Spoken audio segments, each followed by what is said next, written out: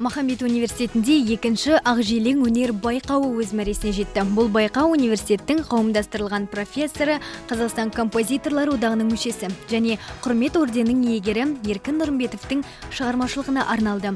Байқаудың негізгі талабы Еркін Нұрымбетовтің шығармаларын нақышына келтіріп ерекше орындау.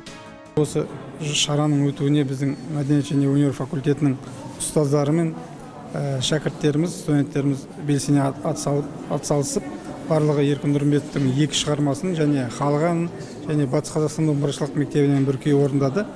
Мен ойымша үлкен дайындықпен келген сияқты, жюридің көңілінен шығып жатыр. Біздің балаларымыздың дайындалған деңгейі жақсы бағасын алып отырмыз.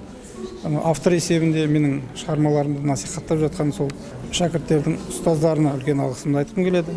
Вокал аталым бойынша да, домбыра аталым бойынша барлық ұстаздарға жұмыстарына, қызметтеріне көп рахмет айтамын.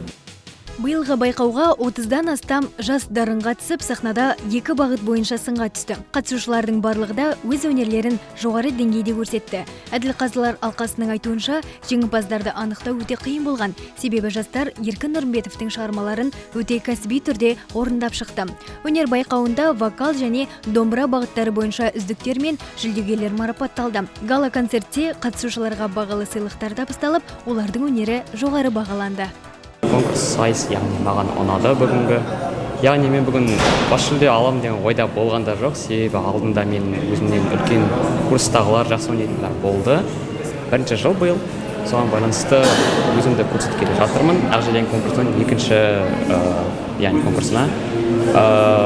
Осыдан бұрын Ақжелеңнің бірінші конкурсы болғанда мен де соған қатысып едім, бірақ одан бірінші орын алған едім. Байқау жастардың өнерін шыңдап, сахна мәдениетін насихаттау жолында үлкен қадам болып табылады.